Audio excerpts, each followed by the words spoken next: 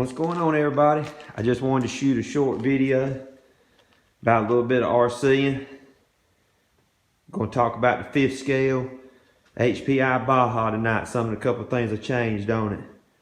So I'm going to switch this camera around. I ain't all about making long videos because I know long videos could get kind of boring, especially with somebody like me. I'm brand new to this. So I just wanted to show you guys what I do and maybe help y'all if y'all ever start doing it. So I'm gonna switch this camera around and we're gonna go over here. You guys will get a kick out of what I got this phone standing on. You'll be like, this guy. All right, got the Baja sitting on the stand over here. And I round track race here in North Carolina. So I had a little problem. Past couple of times I've been, truck's been really loose. So I figured, I might could loosen or lower this truck down a little bit because it was so loose. So I figured if I lower the suspension down, try to level it across here, I might be able to get this truck a little bit lower to the track and it handle a little better. And of course I've changed all my shock fluids, make the truck just a little bit tighter going around the track. But right now you see I got my springs. I've got them all the way up right now because I've just redone this, but I want to show you what I found. Went to Lowe's and I was looking something that would fit perfectly on the shock shaft itself, which is behind this rubber boot. And I found this little sleeve right here. It's a little steel spacer. It's 1/4 by 3/8 by 1 inch. And it's in the little blue bins at Lowe's. And it fits right on the shock shaft. So this is a 1 inch right here. They make it in 3 different sizes. That little 1/4 inch right there. They make it in 3 different sizes. They got a 1 inch, a 3/4, and a 1/2 inch in lengthwise. So I started out with that 1 inch on the rear. So if you look right here, I've got this truck sitting exactly level. In the rear, I put my 1 inch spacer in here to limit that shock movement so it stops. It stops right there. And my little limited strap here I got from Dave's Discount Motor right here. This is what actually held it before to keep it from throwing that dog bone out, because this truck would flex so much torque going around a round track. Especially if you got in some traffic and you got tangled up. If it flexed in, it'd throw a dog bone out if you didn't have these straps on here. But now, if you look, it's hitting the spacer on the inside of the shock, which I've upped my shock fluids right here. I've got some heavyweight shock fluid in here to help this truck kind of bounce on the track. The track I run on don't have a lot of embankment. So what I did is I tried to do both sides the same, then I can adjust it right here to throw weight to the front, or adjust it here to throw weight to that front when going around the track. But on this back one here, I went in them blue bins at Lowe's, I put the 1 inch spacer in it. That's what's in the rear right here. In the front, spin this thing around here. I got my steering servo unhooked because I want to do a little research. I'll share just a couple of minutes of that with you so you ain't spending a lot of time in here. But right here, that's that Hillman 1/4 by 3/8 by 3/4. That's the 3/4 one. So I put the 3/4 one in the front. It still was making the front wheels sit up just like this a little bit with the 3/4. So it was a little bit too long. So I put that 1/2 inch one. I told you it come in a 1 inch, 3/4, and a 1/2 inch. I don't have a 1/2 inch extra one because, of course, they're in the front shocks. So what I did is I put that 1/2 inch one in the front. So now look at my front. My front's sitting exactly level. And I still got my straps right here to protect it, to keep it from flexing so much.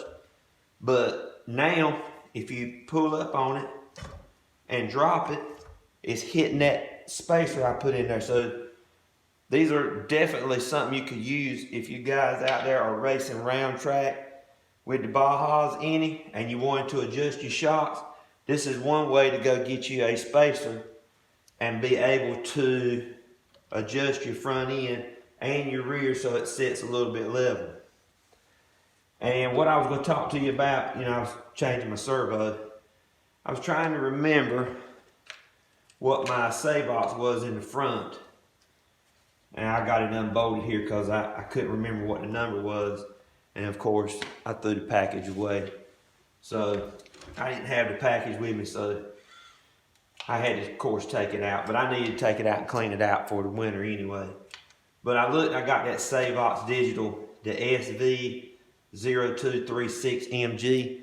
I researched that. That thing's got 555 little torque in it, and I was going to replace it with this one, which is supposedly the new Save Box waterproof servo. I thought it was going to be better. And if you look at the torque on this servo, it's 456, I think, is what is on this one. It's from small writing. So I won't do it any better by changing this out. So I'm gonna carry this back to my local hobby shop, which is the World of RC here in North Carolina, and just exchange that for something else, because I'm sure there'll be something else I get.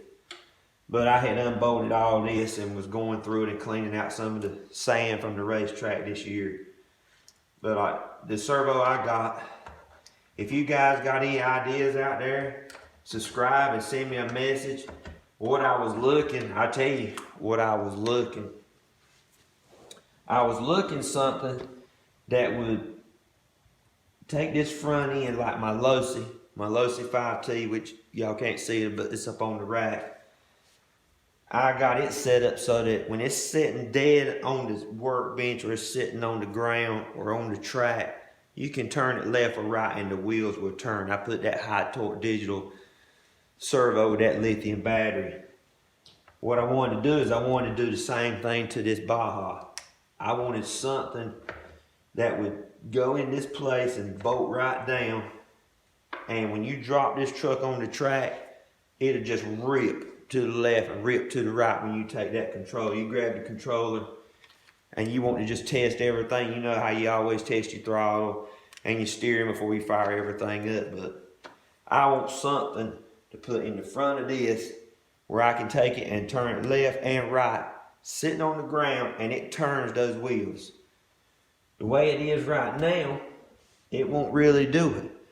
My 5T, the Losi 5T, the way I've got it set up with the big digital silver servo that I got from Dave's Discount Motors, it will rip it left and right, no matter where it's at. It can be sitting still. You can put your foot on top of it, it's going to turn left and right. That's what I'd love to do with this. But I just can't seem to find something out there where I can rebuild this box right here. And my battery's good. I replaced my battery. It's got a 5100 in it, 5 cell, 6 volt in there. It's practically brand new. So, Save Box servo, everything I've researched about this one is top of the line, but what I've got in here is actually a little bit more torquier as far as being a good servo. But that's what I wanted to show y'all, what I was working on. That's why it's unbolted. And I just want to share with everybody, if you do any kind of racing, you want to get your truck lower to the ground, man, just go to Lowe's and get you some bushings to put inside them shocks, and then of course change it to the fluids you think you need for running round track. Now I'm running some heavyweight fluid in my shocks, but just go to Lowe's and look at them blue bins and check it out. But yeah, I just wanted to share that little video with you. Thought y'all might enjoy it. Share it with your friends. Of course, I got something else over here I'm working on. Got the Limitless I'm working on right here. And I got the Creighton, the Arma Creighton 8S over here sitting on the stand that I'm tinkering with. Haven't run it yet. Been doing a little stuff to it before I put it outside and see what I can do with it. But, well, thanks for hanging out with me. This is G in North Carolina. Y'all have a good night.